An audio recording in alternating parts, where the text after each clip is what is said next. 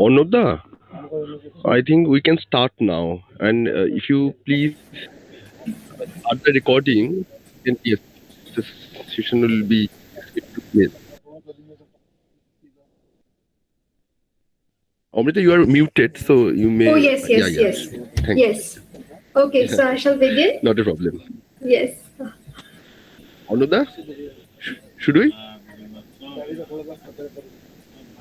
I think we should go for, Yeah. We should go ahead with the proceedings. Thank you. Okay, great. Thank you, Dr. Ganguly and Rajashida. All right. Good morning, everyone. I extend a warm welcome to the honorable dignitaries, esteemed speakers, presenters, respected colleagues, scholars, students, and all the participants to Day 2 of ELAN 2021, an international e-conference on library and allied subjects in network, organized by the Central Library, Banwarilal Bhalotia College, Asansol, West Bengal, in collaboration with DHIDRP, Indian Institute of Technology, Jodhpur. We had 2 thoroughly stimulating sessions yesterday, focusing on different aspects regarding the scope and extent of digital research and scholarship. We were enlightened on the oft discussed topic of digital humanities, and we look forward to continuing the intellectual endeavors with lectures by 4 prominent academicians in the first session of Day 2 of this prestigious e-conference. We are delighted to have with us today Dr. Mantra Roy, member of Collection Strategy Librarian Board of Directors, Post 11, International Advisory Committee, Salis, India. She's presently associated with Dr. Martin Luther King Jr. Library, San Jose State University, San Jose, USA.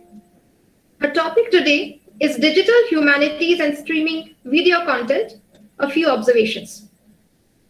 We're delighted to have you with us today, ma'am. Kindly initiate your session. Thank you, Ms. Mitra. Good morning, everyone. I hope, am I audible? Yes, ma'am. Yes, okay. So good morning, everyone, and good evening from California. It is still November 1st in my part of the world. I want to thank the Central Library of Banwarilal Bhalotia College and Asansol and the Department of Humanities and Social Sciences, Indian Institute of Technology, Jodhpur, for inviting me to the conference, with a special thank you to Rajarshi Das for following up with me as we set up details across 2 time zones. I'm very happy to be part of this conference because the range of topics covered promises to be very engaging and relevant to librarians and librarianship today. Before I begin my presentation, let me wish you Happy Diwali in advance and a belated Shubha Vijaya and Happy Dasera. I'm going to start presenting now. Okay.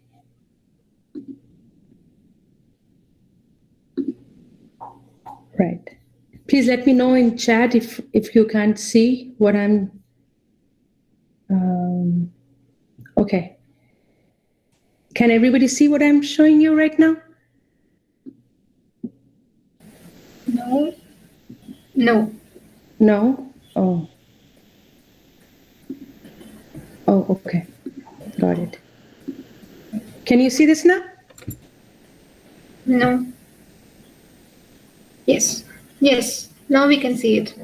Okay. All right. So I want to touch on 2 rather huge topics. And like Ms. Mitra already mentioned that you have been talking about different aspects of digital humanities since yesterday. So I hope I will add something new, or maybe I'm reinforcing some ideas. These 2 topics are huge today, especially in a very virtually connected world and the way we are learning and teaching today. So digital humanities is one of the most and best, I think, opportunities for the field of humanities to get a new life through the use of digital tools. And streaming content, which is streaming video content, like documentaries and discipline-specific independent films, have become a mainstay on several campuses across the United States, especially since the pandemic began in early 2020. Netflix, Amazon Prime, Disney, they don't offer institutional access. So we pay thousands of dollars to gain access to video content created by documentary filmmakers and artists on topics such as race, ethics, social justice, education systems, and sports that are assigned by faculty members as part of coursework. So increasingly, we are in a world where virtual learning and research are becoming essential features of our scholarly world. So I'm looking at two different screens, so I may look a little, it may look a little awkward, but so that's just so you know. So I'll talk about digital humanities first. So in the United States, medieval studies focused on British and European histories and literatures was one of the first fields to embrace technologies that made old and rare manuscripts accessible digitally. History departments came up as a close second. Here is the website of the May Bragdon Diaries, an example of a DH project from the University of Rochester in New York, where a very rich lady's diaries were digitized and made accessible in order to study the history of the region in the late 19th and early 20th centuries. Topics of women's financial and physical independence, industrialization, class, and society come alive for students who access the digitized diaries. Here's an image of a page of the handwritten diary and its digitized version. And you may want to note the hyperlinked words here. So JG is highlighted, CMC, CO, Bess, and Mary, these are all, and some of the names mentioned here had played prominent roles in Rochester's history in the late 19th century. So when a researcher clicks on the hyperlinked word or phrase, a pop-up window provides details about the name or historical incident mentioned. I used to work at the University of Rochester Library, and I saw firsthand how history department students interned with history professors and DH librarians as they... I'm sorry, did somebody say something? Should I pause? No, ma'am. Kindly continue. Oh, okay. Thank you. So, so history department students used to intern with history professors and DH librarians as they transcribed the handwritten pages and then used TEI and other tools to give the diaries their digital lives.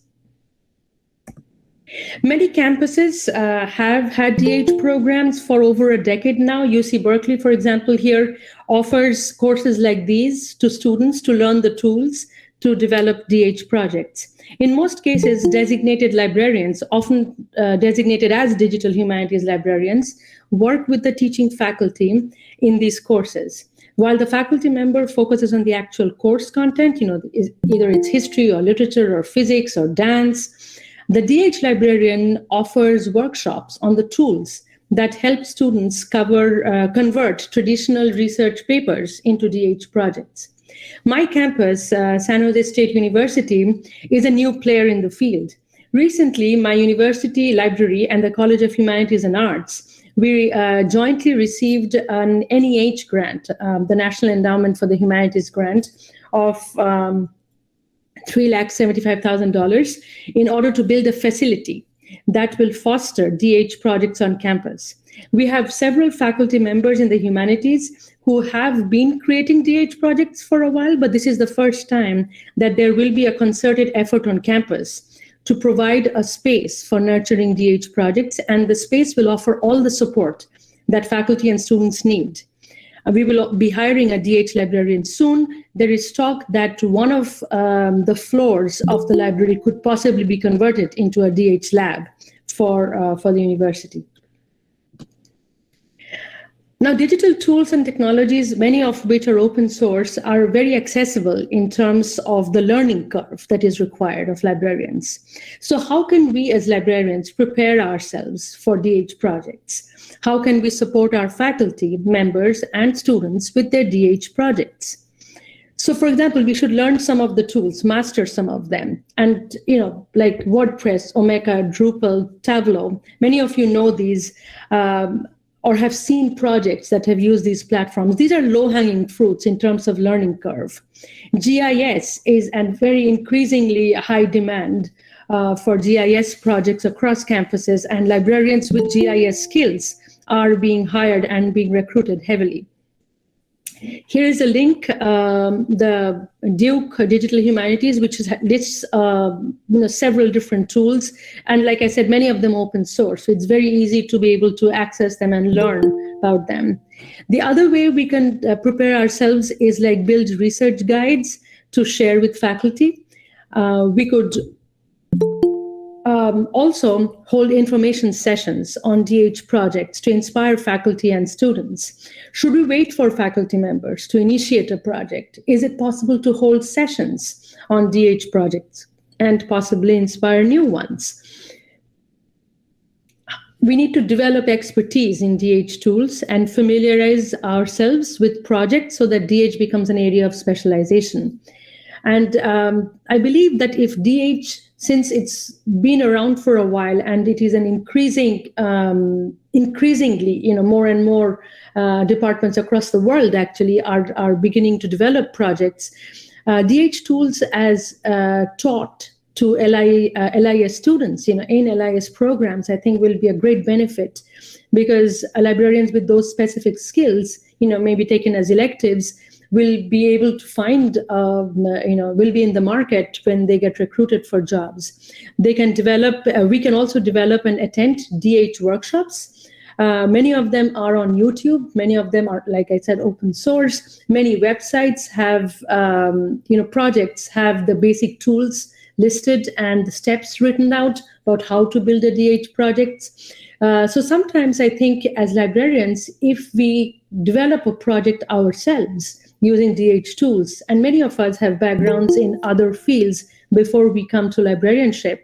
So if somebody has a science background or a literature background or a history background, we could possibly look at one of those topics, pick a choice, topic of choice, and use some of the tools to build something, right? Or find projects that have been built around those topics, and then demonstrate them to our faculty members, administration, and students to show the possibility of what you can bring to the table if a project is built. And also, if faculty members are not thinking of it, then you can also talk about how these projects can be built. Many of you may be familiar with the DH plus lib portal. This is where a lot of current projects, scholars working on it, DH librarians, DH researchers are working, and they upload their current status of projects, what kind of work they're doing. They have Twitter accounts, which you can follow. So many of you who do, I'm sure you gain a lot from this. I personally have found this very useful. And so I would suggest, if you don't follow this, this is a good source for information about DH and librarianship. I'm trying to cover a lot of ground very quickly because these are very big topics. Now I'm going to move on to streaming video content. So this is something, so I'm not aware of how much streaming content is being used in Indian academia, but I think because of the virtual learning that is happening all across the globe, a lot of text being read online is because it's distracting with all the pandemic things going on. It's I think a lot of people, faculty members, are assigning video content to supplement their teaching. So when faculty members are using video content, there is increasing pressure on the libraries to acquire either permanent life of file or 1 to 3 year licenses of videos. Multiple disciplines such as the sciences, nutrition, medicine, arts, literature have access to videos that have been developed by scholars and artists and film and documentary makers. And this streaming video content is available through vendors such as Canopy and Swank, PBS, Criterion, Avon, Academic Video Online. Some of these are probably US-based platforms, but I know they have global presence as well. So, for example, on the left-hand side of the screen, 27 databases. So my university library subscribes to 27 databases of streaming video. Most of these videos are considered strong supplementary material for content taught in classes. Students are encouraged to develop research projects based on the content. In other words, streaming content is becoming as essential and as expensive as ebooks and e-journal packages. We run into requests from faculty members who need access to film titles for an ongoing course. So they send an email on Monday saying, I need this film title on Wednesday. I'm teaching the course, this particular course, and so I need access right away on Wednesday. So when that happens, we dip into our budget and purchase the license as soon as we can. But because of the overwhelming demand, there are often duplicate titles in the various video collections of the vendor platforms. And then it's a serious drain on our budget because the acquisitions team doesn't have enough time to check if we have that title in our collection already. And sometimes we double pay for the same file and they're not cheap at all. In response to such a huge demand nationally, Ithaca S+R, which is a not-for-profit organization that works with universities and academic libraries, announced a national study to examine how faculty members use videos and why they value video content. Libraries, including my library, we sent in an application. We paid $10,000 for our participation because we cannot sustain the demand for streaming videos unless we understand the pattern. Because of everything else we have on our plates, we couldn't get the time to develop a concrete project to study demand and usage pattern of the videos on our individual campus. So when the call for participation came around, we pulled our forces together and sent in the application. So long-term sustainability was the key motivator. As many of you know, as librarians, we try to meet the research and teaching demands of our faculty and students as much as possible and as soon as possible. So constantly spending money out of a budget, and the budget is never bottomless. So it's becoming a serious challenge for most academic libraries. So a participation in such a project will help us understand the patterns. So, and as we speak, like tomorrow morning, for me, which will be evening for you, we will have our first meeting with this group. I think we're about 10 or 15 campuses that are working on this collaborative project together nationally. So I will conclude my presentation with an image of the Bradman Museum and International Cricket Hall of Fame in Australia as accessible, and it is accessible from our respective locations through the Google Cultural Institute.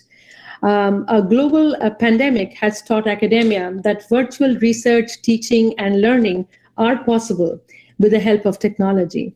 Librarians with the skills and know-how of providing access to information will support academic work under any possible circumstances. We do that, and we have been doing that through the pandemic.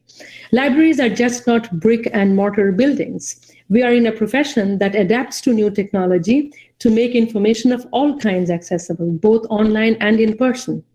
DH and streaming video content are here to stay as internet access spreads even more and the threat of COVID variants continues to inform our lives. Thank you.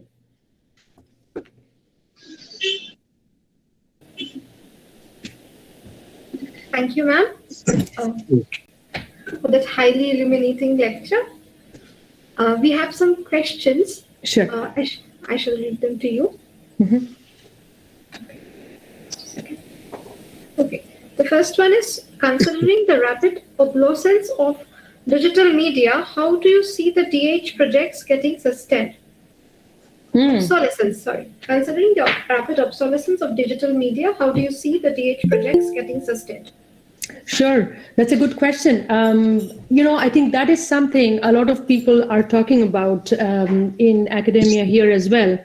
So what I have understood is a lot of faculty members, when they hesitate to get into digital humanities projects because of one of these reasons, because publishing a book, is a more long-term, project, I think. And, it can be printed, it can be in an e-form, but a DH project, because technology keeps changing, platforms keep changing, and it gets outdated very easily. But I think a lot of faculty members, what they're doing is, if they build a DH project, they take a lot of backups and, and keep that as a safety net. B, many of them, depending on the project, they're making 3D models out of those projects. Third, of course, they are writing and publishing about those projects, and including all the original data sets that they're using, the codes, everything that they use, in order for not only to be able to retain them for posterity. At the same time, they also it's kind of I was going to say something else. I think it's retaining for posterity is a very important thing. Yeah. I'll come back to it once I recollect what I was trying to say. Yes, right. I hope it answers your question. These questions are actually from Rajarshida. Okay. Hi, Rajarshi. So, yes. Thank you very much for coordinating. Yes, two more for you. So the next one is, how do you see the possibility of DH projects or practice-based theory/pedagogy taking shape in South Asia? Interesting. I think this is something I would like to know from you too, because you are more familiar with the South Asian scene than I am. And yes, tell me something about it. And I would love to open this up for everyone, if anybody has any ideas, so that we could have a discussion. What kind of projects are being built, and how are faculty members? Because, I will just say one thing: a lot of departments are embracing DH projects here, but many of them are very, very hesitant. So at the University of Rochester, where I was, whose example I showed, the English department, for example, the medieval studies professors were very welcoming. They did a lot of projects, but there were many others, like there were Elizabethan scholars, there were modern American literature professors. They were not ready to get into DH tools at all. Just not. They were very hesitant. So it's not that everybody is embracing DH here. So on the South Asian scene, if anybody can talk to me about that. All right. I think Rajashida will be the perfect person to answer these questions. But sure. Okay, well, please go ahead.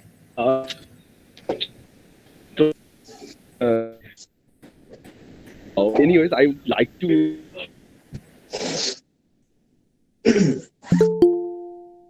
about is in a nascent stage, and the model is still top down.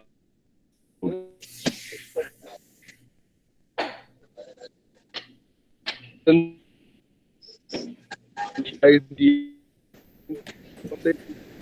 text and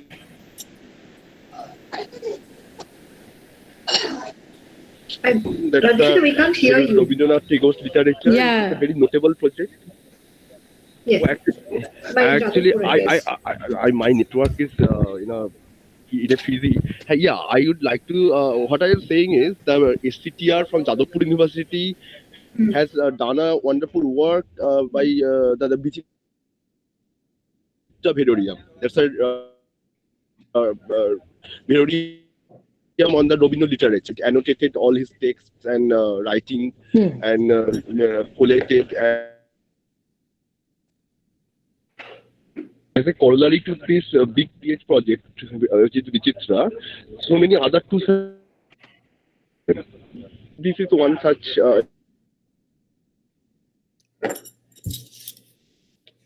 Austin? Postgraduate diploma course in digital humanities and cultural analytics.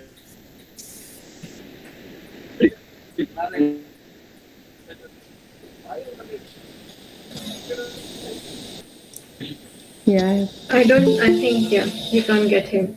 So I think, Yeah. move on to the next question of the session. right. We unfortunately we could not hear what he said. Yes, I But, couldn't either. Yeah. yeah, but No, but I got a little bit about, I think some of Tagore's Yeah. works have been worked on, yes. Yes. I think pedagogically how it would be, I think the faculty members from the specific disciplines and how they can adapt. So I will give you an example. So at the University of Rochester, where one of the teachers, one of the instructors who I actually ended up convincing that, yes, thank you, Vichitra project. I will look that up, Rajarshi. Thank you. What happened was, because I have a literature background, so she was talking to me about modernism and 4 different authors that she was teaching, and she wanted students to get involved in a DH, minor DH project. So we were using WordPress for that project. So pedagogically, I think what happened was because she could tell me what she was trying to get out of students through the project, and because I have the background in literature, so I could understand and tell her how that could be translated into a DH project. So that same sense of, deep, close reading, but using digital tools. So I think pedagogically, I think many of us librarians come from a different discipline before we become librarians. So I think we can bring that disciplinic expertise when we have conversations with our faculty members, because we understand the language that they are saying, and we also understand librarianship and the DH tools that we could use to make that translation. So I think it is possible for us to develop that skill and also be able to help those faculty members who are hesitating to tailor their pedagogy towards a DH project. Okay, and then we have the last question, and one of the most important ones, I guess. It's about the funding. Are the funders from the global north interested in supporting DH projects in the global south? I think it a lot depends on the project that gets built, right? So I recently got an ACRL grant. ACRL is the Association of College and Research Libraries. It's a part of ALA, the mother body for librarians across the United States and Canada, right? The American Library Association. So ACRL is focused on research libraries, college and research libraries. So I got a research grant from them to study academic librarianship in the Global South. And because I'm from Kolkata and India, I spoke to many librarians during that project. I kind of interviewed them to find out the challenges to, in scholarly communications and, etc. So that was my research project. And I can share details of my project later on, in a different platform. So I think it's not that funders will not be interested. I think it's a question of the kind of project that gets built. But I will also say that because these are very different spheres of research and scholarship, I think collaborative projects will get the first, will get a higher priority because they will understand the logistics of the global north, how institutions will approach a grant project, and then a good, successful collaboration with partners in the global south. I think it's possible to build.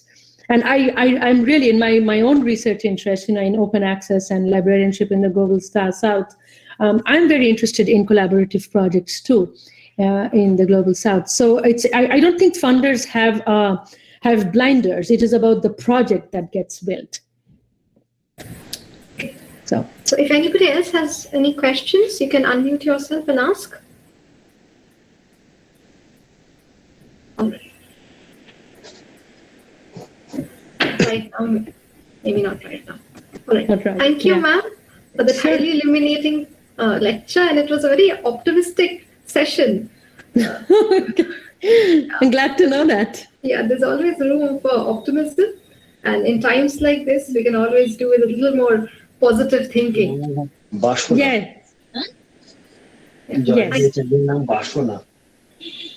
So thank you, and Rajoshi has my email ID. So if any of you wants to talk to me sometime later, or anything, do get in touch. And it's been an honor to be with all of you this morning.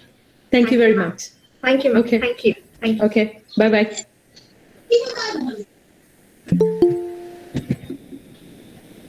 All right.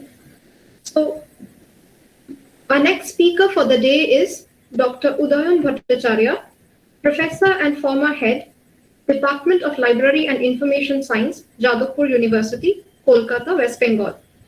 He has delivered many lectures on the frontline areas of LIS, and we are honored to have him with us today. His speech today is titled Fact versus Fiction, Fake News and the Post-Truth Era. Dr. Bhattacharya? Yes, I am here. Am I audible? Yes, sir. You're audible. Are you getting Yes, sir. Okay, it's all right. Okay. Okay. So, Welcome, sir. okay, thank you. Good morning, everybody. And I am really thankful the College Authority for inviting me in this webinar. Okay. So let me start with my presentation. I have a small presentation as advised by Rajoshi. It will be of 20 to 25 minutes. I'll try to complete by this time. And after that, 5 minutes question answer session if you have any questions. Okay. Let me start my presentation.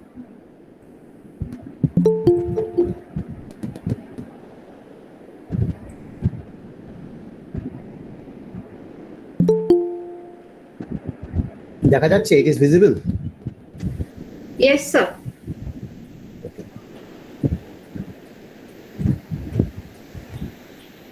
Yes, sir, it is visible. Okay, it's all right. Okay. As mentioned by Amrita, it is my title of this presentation is Fact versus Fiction, Fake News and the Post-Truth Era. It is a combination of so many terms, rather facets, facts, fiction, fake news, post-truth era. I'll explain all the terms. Okay. So this particular diagram, you might be knowing, it is a Pinocchio, or might be termed as Pinocchio, Italian fictional character. It used to lie. As it lies, he lies. His nose are elongated. So don't lie. We normal people, the academician, do not lie. Sometimes we lie, but under compulsion. Normally, we not used to lie. But the lies are come from the higher echelon of the society.